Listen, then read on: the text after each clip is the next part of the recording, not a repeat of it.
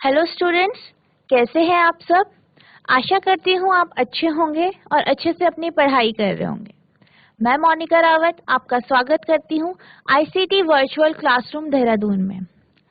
तो स्टूडेंट्स, आज हम क्लास 12 का मैग्नेटिज्म एंड मैटर चैप्टर का पैरामैग्नेटिक मटेरियल की प्रॉपर्टीज पढ़ रहे थे। सो हम उसको आगे कंटिन्यू करते हैं।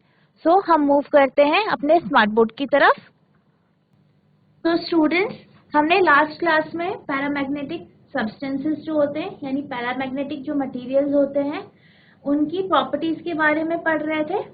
हमने अभी तक उसकी प्रॉपर्टीज पढ़ी थी जो कि आपका लगभग खत्म ही होने वाली थी। तो हम अब फाइनली जो उसकी लास्ट प्रॉपर्टी है वो पढ़ेंगे, जो मैग्नेटिक डायपोल मोमेंट होता है। किसमें? पैरामैग्नेटिक मटेरियल में। जो आपका मैग्नेटिक डायपोल मोमेंट होता है पैरामैग्नेटिक मटेरियल में, वो बहुत कम होता है और पैरेलल होता है किसके? मैग्नेटाइजिंग फील्ड के। हमने लास्ट क्लास में पढ़ा था कि जो आपके पैरामैग्नेटिक सब्सटेंस होते हैं, ठीक है, सपोज ये आपका कोई पैरामैग्नेटिक सब्सटेंस है, हमने क्या किया है, इसको मैग्नेटिक फील्ड के बीच में रख दिया है। तो यहाँ पे आपका ये नॉर्थ पोल है और ये आपका साउथ पोल है। सो आपका जो पैरामैग्नेटिक सब्सटेंस होता है, जब हम उसे किसी मैग्नेट के बीच में यानी उस पर मैग्नेटिक फील्ड अप्लाई करते हैं कुछ इस तरीके से, तो जो उसके एटम्स होते हैं, उनके क्या होता है? डायपोल मोमेंट होता है। सो जो उसके एटम्स का जो डायपोल मोमेंट होता है वो जब हम उसे फील्ड में रखते हैं वो बहुत कम मैग्नेटाइज होते हैं, और जो उसकी जो डायरेक्शन होता है मैग्नेटाइजिंग फील्ड की, वो उसी डायरेक्शन में होती है जिस डायरेक्शन में, उसी दिशा में होती है जिस दिशा में आपने उसमें फील्ड अप्लाई की है। जैसे कि आप इस फिगर में देख सकते हैं कि हमने क्या किया, पहले इसमें क्या था, मैग्नेटिक फील्ड हमने अप्लाई नहीं की थी। एक सैंपल लिया जिसपे आपकी मैग्नेटिक फील्ड हमने अप्लाई ही नहीं करी थी, ठीक है, जिसमें हमने मैग्नेटिक फील्ड अप्लाई नहीं की थी। तो जो उसके एटम्स थे, जैसे कि आप इधर देख सकते हो, जो उसके एटम्स है जो ये ग्रीन कलर के बने आप देख सकते हो, ये क्या थे, इधर उधर उसमें डायपोल मोमेंट था, लेकिन वो इधर उधर ऐसे ही मूव कर रखे थे, मतलब उनकी जो दिशा थी, उनकी जो डायरेक्शन थी वो इधर उधर थी, ठीक है। लेकिन जब हमने इनमें, जो हमने सैंपल में क्या किया, मैग्नेटिक फील्ड अप्लाई करी, तो क्या हुआ, जो आपके एटम्स थे वो आपके फील्ड की डायरेक्शन में, आप देख सकते हैं इनका एरो बिल्कुल एक डायरेक्शन में हो गया है, जबकि फील्ड से पहले ये इधर उधर मूव करे हुए थे, यानी इनकी दिशा अलग अलग जगह में थी। कोई इधर की साइड था, कोई किधर की साइड था, मतलब सब अलग अलग थे। लेकिन जब हमने फील्ड अप्लाई की तो सब उसी डायरेक्शन में हो गए, ठीक है बच्चों। सो पैरेलल यानी उसी डायरेक्शन में और उसी दिशा की तरफ, ठीक है, इस तरीके से ये उसी दिशा में आपके अलाइन हो गए, उसी दिशा पे ये मूव कर रहे। तो हमने अभी हमारा ये पैरामैग्नेटिक सब्सटेंस की प्रॉपर्टीज अब फिनिश होती है। अब हम पढ़ेंगे इसके एग्जाम्पल्स, कि पैरामैग्नेटिक सब्सटेंस के कुछ एग्जाम्पल्स हम समझेंगे।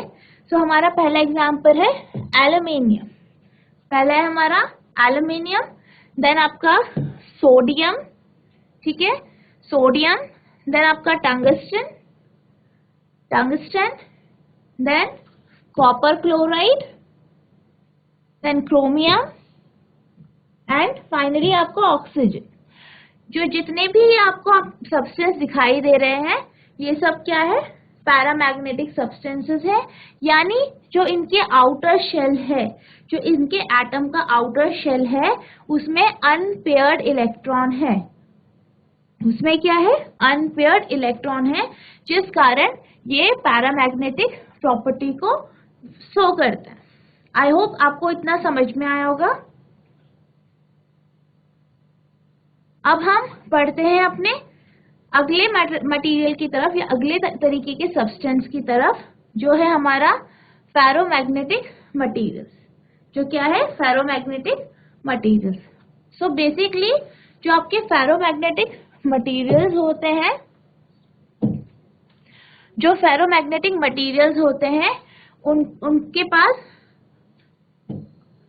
कुछ मैग्नेटाइजेशन होता है। एटॉमिक लेवल में क्या होता है? आपका मैग्नेटाइजेशन होता है, उसके अंदर मैग्नेटिक प्रॉपर्टी होती है। कब? जब हम उसमें फील्ड नहीं अप्लाई करते। जैसे कि आप यहाँ पे सैंपल, हमने एक एग्जांपल लिया है, ये हमारा एक एग्जांपल है। इसमें आप देख सकते हैं कि पहले जब हमने मैग्नेटिक फील्ड इसमें अप्लाई नहीं करी तो क्या था? ये अलाइन थे, एक तरफ इनकी डायरेक्शन, सारे एटम्स की एक ही तरफ दिशा थी, एक ही तरफ अलाइन थे।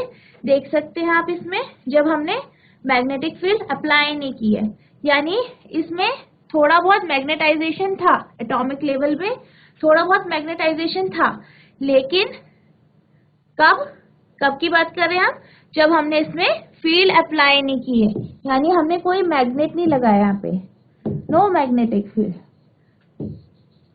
ठीक है, जब हमने मैग्नेटिक फील्ड अप्लाई नहीं किए तभी भी इसमें ये सब एक दिशा में अलाइन है, इन पे थोड़ा सा मैग्नेटाइजेशन है। ठीक है, यानी इसका नॉन जीरो मैग्नेटिक मोमेंट इसके एटम्स के पास है। ठीक है, अब हमने क्या किया? जब हम इसे एक्सटर्नल मैग्नेटिक फील्ड पे रखते, यानी हम जब सैंपल को, जैसे सपोज ये आपका सैंपल है, ये आपका सैंपल है फेरोमैग्नेटिक मटेरियल का, और आपने क्या किया? पहले तो आपने इसे एज इट इज रखा, आपका जो सैंपल था सिंपल, इसमें आपने कुछ भी नहीं अप्लाई किया, लेकिन तभी भी आपको ये पता है इसमें बहुत सारे एटम्स है, बहुत सारे एटम्स का बना होता है ये। तो जो आपके जो एटम्स है ये सब एक तरफ अलाइन है, इसमें थोड़ा बहुत मैग्नेटाइजेशन है, मतलब इसका जो नेट मैग्नेटिक डायपोल मोमेंट है वो जीरो नहीं है, इसमें कुछ मैग्नेटाइजेशन है, कुछ मैग्नेटिक डायपोल है इसमें। लेकिन जब हम इसे मैग्नेटिक फील्ड के बीच में रखते हैं, जैसे हमने यहाँ पे इसे मैग्नेटिक फील्ड के बीच में रखा और हमने इसमें क्या की? फील्ड अप्लाई कर दी। हमने क्या की? फील्ड अप्लाई कर दी।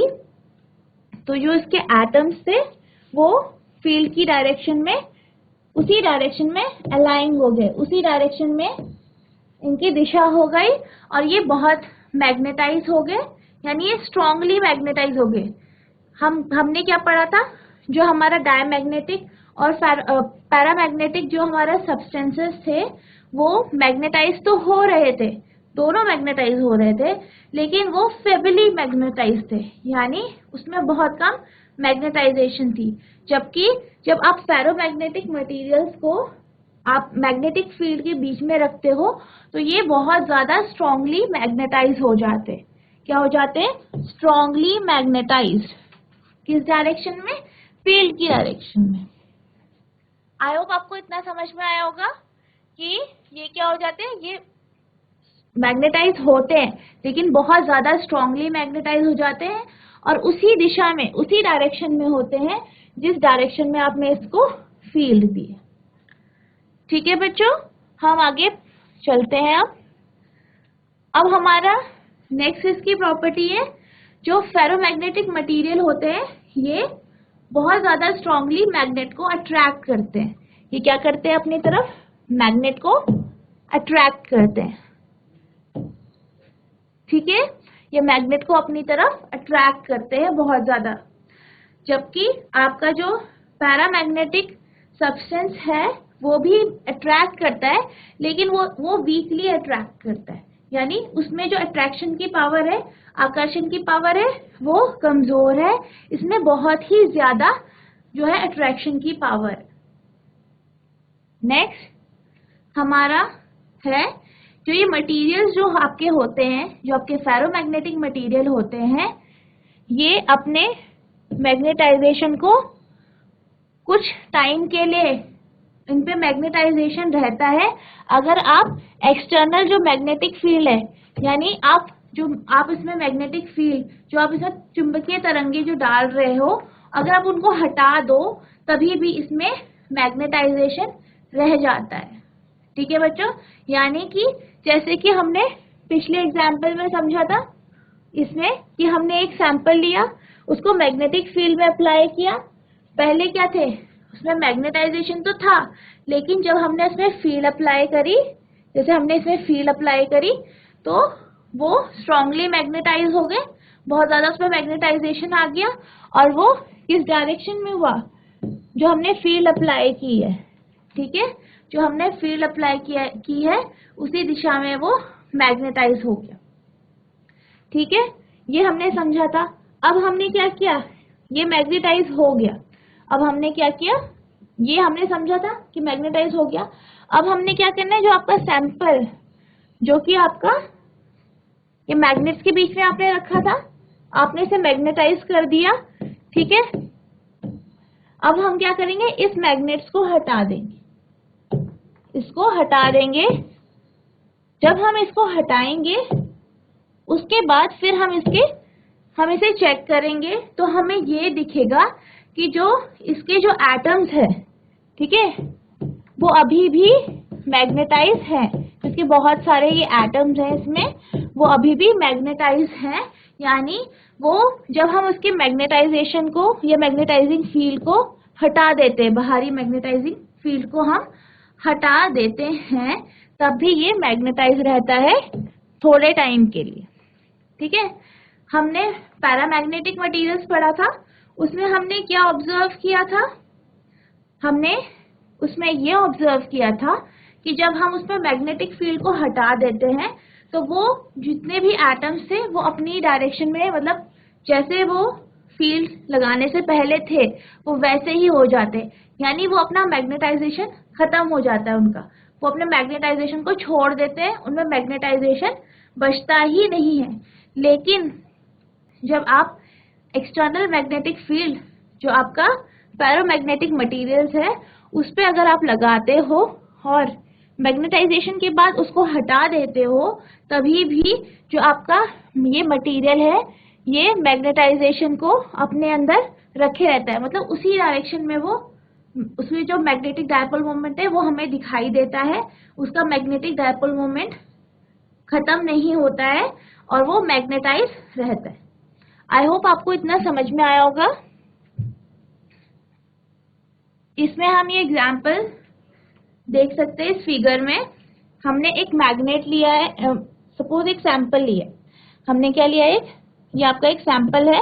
आप इसमें देख सकते हैं कि इसमें ये अलग अलग डोमेन्स हैं। ठीक है, ये एटम्स के ग्रुप है, बहुत सारे जो अणु हैं वो एक साथ इकट्ठा होके आपके ये डोमेन्स बनाते हैं। तो ये बहुत सारे इसके डोमेन्स हैं। ठीक है, ये आप डोमेन्स देख सकते हैं, इस तरीके से इसमें बहुत सारे डोमेन्स हैं।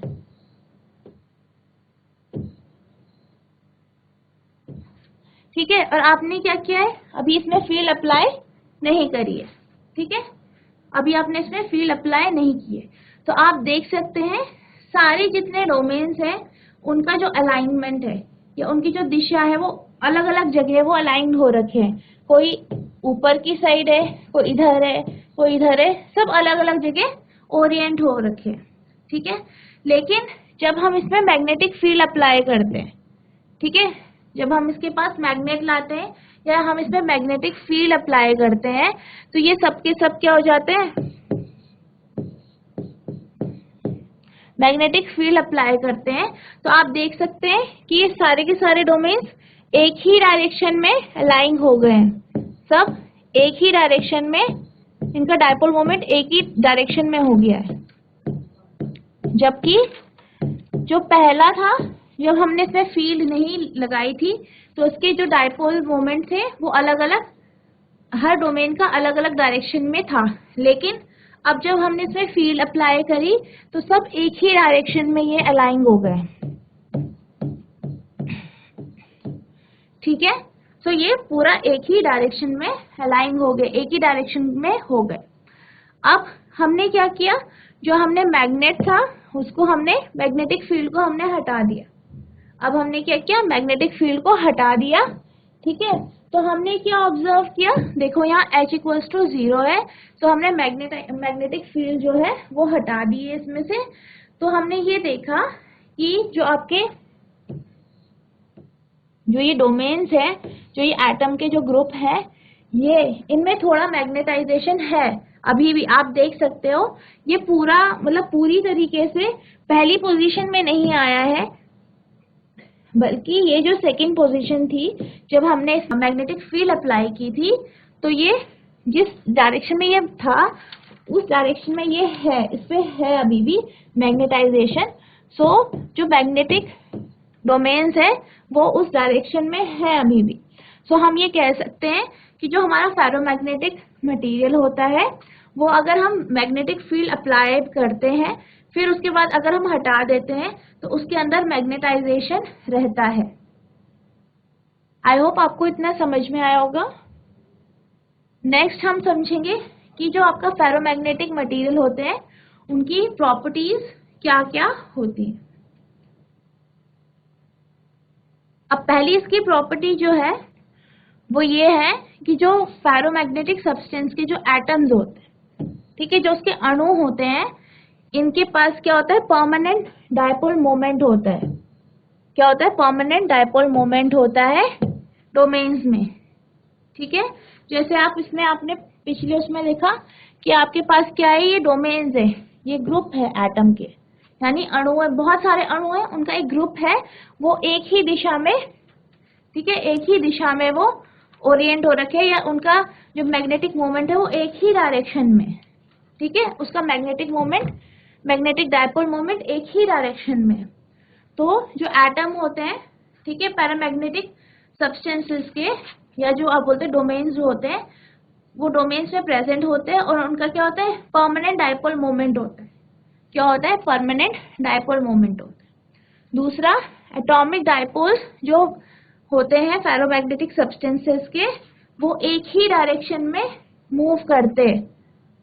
जैसे कि हम जब हम मैग्नेटिक फील्ड अप्लाई करते हैं, जैसे हमने पिछले केसेस देखे, तो सारे के सारे एटम एक ही डायरेक्शन में होते हैं, एक ही डायरेक्शन में उनका डायपोल मोमेंट होता है।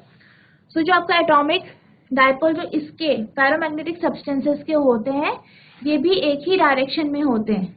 यानी एटॉमिक जो डायपोल्स होते हैं, जो ग्रुप ऑफ एटम है, या एटम के जो ग्रुप्स हैं, वो एक ही डायरेक्शन में ओरिएंट होते हैं। जैसे कि हमारा एक्सटर्नल जब हम मैग्नेटिक फील्ड अप्लाई करते हैं उस समय होते हैं, उसी तरीके से इसमें भी होते हैं। नेक्स्ट, जो आपका मैग्नेटिक डायपोल मोमेंट है, ठीक है, वो बहुत ही ज्यादा होता है, और मैग्नेटाइजिंग फील्ड, यानी जिस डायरेक्शन में आप इसमें मैग्नेटिक फील्ड अप्लाई कर रहे हो उसी डायरेक्शन में होता है, और बहुत ही ज्यादा होता है मैग्नेटिक डायपोल मोमेंट। ठीक है, सो आई होप आपको इतना समझ में आया होगा। तो यहाँ पे इसका आप फिगर में आप देख सकते हो, जैसे कि मैंने आपको बताया था कि डोमेन्स क्या होते हैं, एटम्स के ग्रुप होते हैं, बहुत सारे अणु होते हैं, उनका ग्रुप होता है। सो आप यहाँ देख सकते हैं कि यहाँ पे बहुत सारे ग्रुप्स बने हुए हैं, और आप इनका डायपोल मोमेंट देख सकते हैं, मैग्नेटिक डायपोल मोमेंट, ये अलग अलग डायरेक्शन में। ठीक है, यहाँ पे आपका एक है, इसमें बहुत सारे एटम है, उसी तरीके से यहाँ पे है, यहाँ पे भी बहुत सारे एटम्स हैं, सबकी डायरेक्शन अलग अलग है। जब हमने इसमें मैग्नेटाइज किया इसे, यानी मैग्नेटिक फील्ड इसमें अप्लाई करी, तो ये सारे के सारे जो डोमेन्स थे, सब जो अलग अलग डायरेक्शंस में थे, वो सब एक ही डायरेक्शन में हो गए। आप देख सकते हो सारे के सारे एरो एक ही डायरेक्शन में हो गए। किस डायरेक्शन में, जिस डायरेक्शन में हम इसमें फील्ड अप्लाई कर रहे हैं उसी डायरेक्शन में ये सब अलाइन हो गए, उसी डायरेक्शन में इसका डायपोल मोमेंट हो गया। अब हम बात करते हैं इसके मैग्नेटिक ससेप्टिबिलिटी की। जो इसकी मैग्नेटिक ससेप्टिबिलिटी होती है वो बहुत ही ज्यादा होती है, यानी इसका जो कायम की वैल्यू होती है, ठीक है, कायम की वैल्यू होती है वो बहुत ज्यादा होती है। बहुत ज्यादा होती है और पॉजिटिव होती है, बहुत ज्यादा बड़ी होती है और पॉजिटिव होती है। दूसरा है हमारे पास कि जब हम इसका टेम्परेचर बढ़ाते हैं, ठीक है, जब हम फेरोमैग्नेटिक जो आपके सब्सटेंस होते हैं उनका क्या करते हैं, टेम्परेचर बढ़ाते हैं, तो उसकी जो मैग्नेटिक ससेप्टिबिलिटी होती है, यानी जो आपका कायम होता है वो डिक्रीज हो जाता, वो क्या होता है, डिक्रीज होता है। कब, जब हम उसका टेम्परेचर बढ़ाते हैं। और एक ऐसा टेम्परेचर आता है जिस समय जो आपका फेरोमैग्नेटिक मटेरियल है, ठीक है, वो बदल जाता है। किसमें बदल जाता है, पैरामैग्नेटिक मटेरियल में। पैरामैग्नेटिक मटेरियल में वो कन्वर्ट हो जाता है, या उसके जैसी आपको प्रॉपर्टी शो करता है, जैसे पैरामैग्नेटिक करता है उसी तरीके की आपको प्रॉपर्टी शो करता है। तो जिस टेम्परेचर पे ये जो आपका फेरोमैग्नेटिक जो आपका सब्सटेंस है या मटेरियल है वो पैरामैग्नेटिक सब्सटेंस या मटेरियल की प्रॉपर्टी शो करता है, उस टेम्परेचर को हम क्यूरी टेम्परेचर कहते हैं। क्या कहते हैं, क्यूरी टेम्परेचर कहते हैं। नेक्स्ट, हमने अभी तक मैग्नेटिक ससेप्टिबिलिटी के बारे में पढ़ा, ठीक है। सो अब हम बेसिकली हम पढ़ेंगे मैग्नेटिक फ्लक्स डेंसिटी के बारे में। जो मैग्नेटिक फ्लक्स डेंसिटी होती है किसी भी मटेरियल की, जो मैग्नेटिक फ्लक्स डेंसिटी होती है आपकी फेरोमैग्नेटिक मटेरियल की, वो बहुत ज्यादा होती है, ठीक है, यानी बी की वैल्यू बहुत ही ज्यादा होती है और पॉजिटिव होती है, ठीक है। और जैसे कि आप इस फिगर में देख सकते हैं, यहाँ पे हमने इसमें मैग्नेटिक फील्ड अप्लाई किया है सैंपल पे। सो जो फील्ड लाइंस है वो आपके सैंपल के अंदर बहुत ही पास में है और बहुत ही डेंस है। देख सकते हैं आप कि यहाँ पे जो ये लाइंस है ये बहुत ही क्लोज है, बहुत ज्यादा यहाँ पे क्लोज है ये लाइंस, ठीक है। तो जो मैग्नेटिक फील्ड लाइंस होती हैं वो बहुत ही डेंस होती है, यानी बहुत ही पास में होती, बहुत ही क्लोज होती है और बहुत ज्यादा होती है किसमें, फेरोमैग्नेटिक मटेरियल में। इसकी जो रिलेटिव परमेबिलिटी होती है यानी म्यू आर, वो बहुत ज्यादा होती है। रिलेटिव परमेबिलिटी क्या होती है, बहुत ज्यादा होती है। बेसिकली ये होता कैसे, हम इसको थोड़ा सा समझ लेते हैं और इससे हम मैग्नेटिक ससेप्टिबिलिटी भी समझेंगे। तो बेसिकली होता क्या है आपका, हमने ये पढ़ा है कि जो म्यू आर होता है वो आपका बी अपॉन बी नॉट होता है, ठीक है। सो आपका बी जो है ये सैंपल के लिए होता है, जो आपने सैंपल या मटेरियल लिया है, और दूसरा बी आपका फ्री स्पेस के लिए होता है। तो हम ये जानते हैं कि फेरोमैग्नेटिक, आप देख सकते हैं फेरोमैग्नेटिक जो मटेरियल होता है इसमें क्या होता है, बी की वैल्यू बहुत ज्यादा होती है बी नॉट से। तो ऑब्वियस सी बात है, जब बी की वैल्यू बहुत ज्यादा होगी बी नॉट से, तो जो आपका ये रेशियो आएगा, जो ये अनुपात आएगा, वो क्या होगा, वो भी बड़ा होगा, वो भी क्या होगा, बड़ा होगा, और 1 से बड़ा होगा और पॉजिटिव होगा। इतना हमें समझ में आया। अब हम इससे ये समझेंगे जो हमने पिछले पॉइंट में पढ़ा कि जो इसकी मैग्नेटिक ससेप्टिबिलिटी होती है ये बहुत ज्यादा होती है और पॉजिटिव होती है। तो हमें तो अभी ये समझ में आया कि जो म्यू आर है वो बड़ा होता है 1 से, ठीक है। अब हम ये समझेंगे मैग्नेटिक ससेप्टिबिलिटी।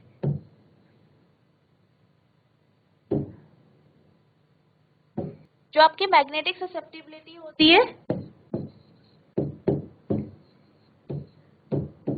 वो, उसका फॉर्मूला ये होता है कायम equals to mu R minus 1। अब हमें पता है जो आपका म्यू आर है वो 1 से बहुत बड़ा है, ठीक है, बहुत बड़ा है 1 से, यानी बहुत बड़ा है, पॉजिटिव है, बहुत बड़ा है। तो जब हम उसे 1 से सब्ट्रैक्ट करेंगे, जब वो 1 से बड़ा है, तो ऑब्वियस सी बात है अगर हम उसको 1 से सब्ट्रैक्ट करेंगे तो वो भी हमें एक पॉजिटिव वैल्यू देगा, पॉजिटिव वैल्यू देगा। सपोज आप म्यू आर 3 ले लो, ठीक है, 3 में से आप 1 को माइनस करते हो तो आपके पास कितना बचता है? 2 बचता है ना, 2 बचता है, जो कि एक पॉजिटिव वैल्यू है और वो 1 से बड़ी है। सो आपका जो कायम होगा वो क्या होगा? बड़ा होगा 1 से, और क्या होगा? पॉजिटिव होगा, लार्ज होगा और पॉजिटिव होगा। आई होप आपको इतना समझ में आया होगा। नेक्स्ट हम इसका एक्सप्लेनेशन देखेंगे कि हम जब सैंपल्स को फील्ड में रखते हैं तो उसमें बेसिकली होता क्या है। ठीक है, सो आपके फिगर है ए, बी और सी। हमने क्या किया? सबसे पहले जैसे कि हम करते ही हैं, सैंपल को एज इट इज लिया है, मतलब हमने उसमें फील्ड नहीं लिए। तो हमने ऑब्जर्व किया कि ये क्या है? आपके डोमेन्स है, जो मैंने आपको बताया था। डोमेन्स मतलब बहुत सारे आपके एटम्स, अणुओं का ग्रुप है। ठीक है, बहुत सारे एटम्स हैं इस पार्ट में, इसमें ये जो 4 पार्ट्स इसमें शो हो रहे हैं, इसमें बहुत सारे एटम्स का ग्रुप है और ये अलग अलग डायरेक्शन में अलाइन है। यानी यहाँ के जितने भी एटम है इस ग्रुप के, इस वन वाला जो पार्ट है वो नीचे की तरफ, सबका डायपोल मोमेंट नीचे की तरफ है, मैग्नेटिक डायपोल मोमेंट। जो ये वाला पार्ट है या ये वाला डोमेन है, इसका जो आपका मैग्नेटिक डायपोल मोमेंट है सारे एटम्स का इस डायरेक्शन में। सिमिलरली जो ये वाला पार्ट है उसके भी जो एटम के मैग्नेटिक डायपोल मोमेंट है वो सब ऊपर की तरफ है, और उसी तरीके से इधर भी सारे एटम्स का जो मैग्नेटिक डायपोल मोमेंट है वो इधर की तरफ है। अब जितने भी इनमें एटम्स हैं इन डोमेन्स में, सब एक ही डायरेक्शन में है, एक ही डायरेक्शन में उसका मैग्नेटिक डायपोल मोमेंट है। अब हम क्या करेंगे? सैंपल को, जो हमारा ये सैंपल था ये कुछ इस तरीके का था और ये आपके डोमेन्स अलग अलग हो गए। एक डोमेन इधर है, एक इधर है, इस डोमेन की सारे एटम्स की डायरेक्शन इधर है और इसकी इधर। अब हमने क्या किया? इस डोमेन में बी, जो आप बी पार्ट में देख रहे हैं, इसमें क्या किया? हमने मैग्नेटिक फील्ड डाल दी। ठीक है, हमने इसे मैग्नेट के बीच में रख दिया। जब हमने इसे मैग्नेट के बीच में रखा तो फील्ड की डायरेक्शन इस साइड है, जैसे कि आप इसमें देख सकते हो, फील्ड की डायरेक्शन इस साइड है, आपके फील्ड की डायरेक्शन इस साइड है। जब हम इसमें फील्ड अप्लाई करेंगे तो वो डोमेन्स, ठीक है, जैसे आपका ये वाला डोमेन है ऊपर वाला, जिनकी डायरेक्शन फील्ड की डायरेक्शन की साइड है, यानी वो डोमेन्स जिनका ओरिएंटेशन, जिनका डायपोल मोमेंट फील्ड की डायरेक्शन में है, वो क्या हो जाएंगे? वो बड़े हो जाएंगे, वो डोमेन्स बड़े हो जाएंगे। और जिन डोमेन्स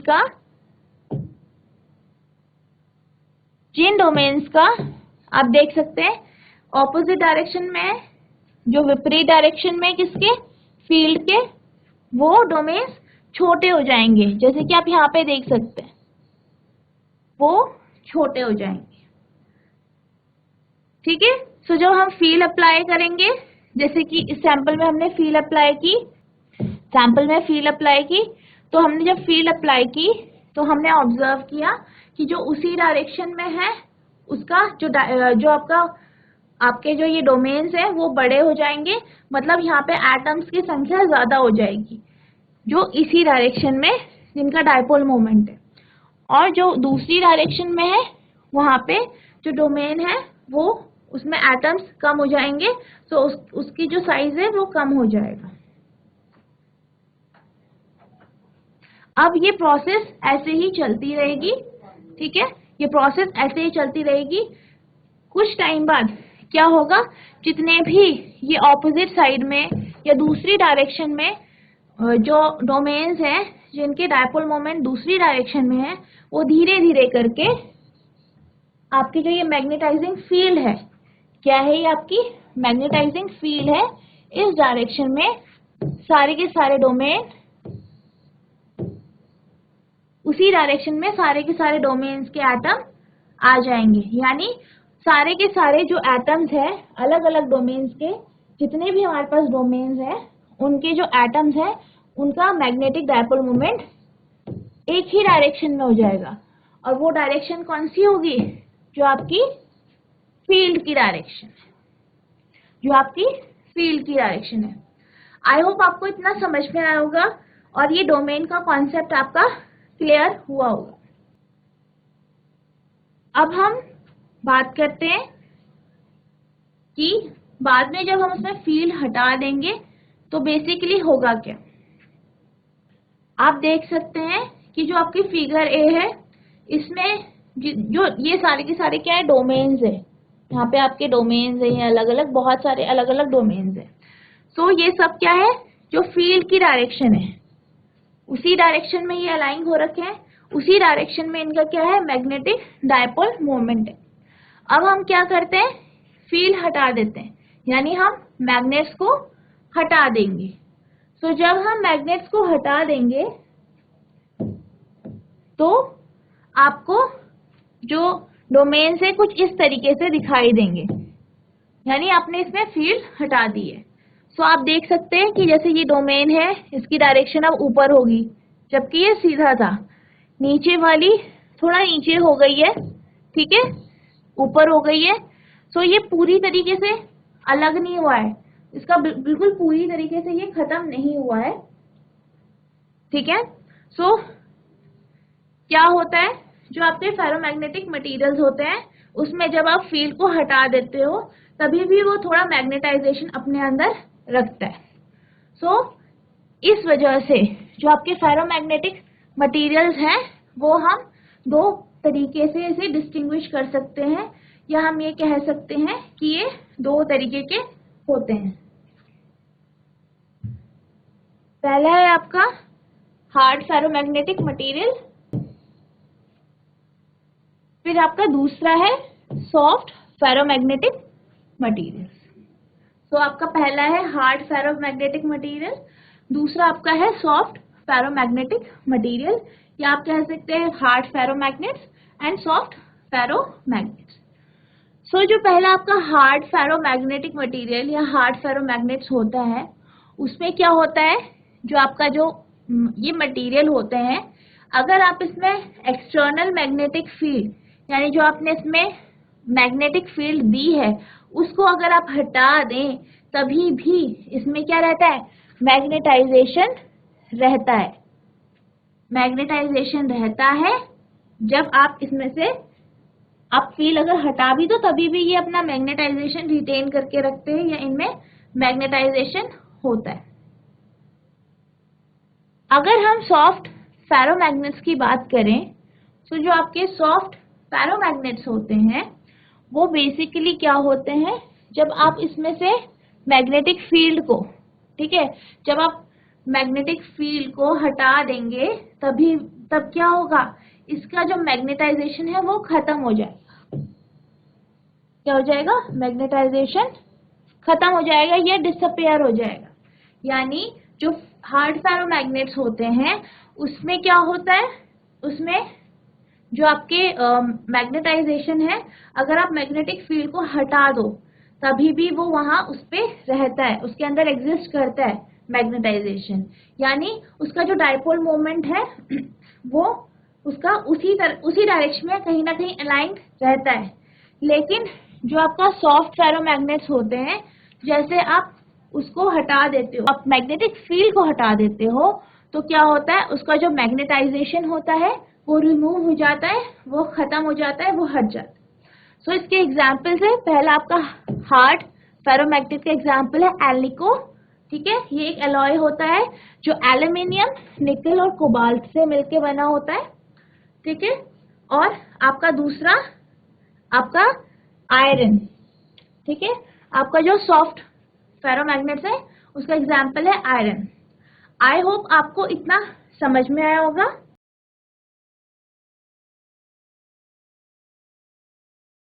आशा करती हूँ आपको जो मैंने आज पैरामैग्नेटिक मटेरियल्स के बारे में पढ़ाया और फेरोमैग्नेटिक मटेरियल्स के बारे में मैंने आपको पढ़ाया है वो आपको अच्छे से समझ में आया होगा।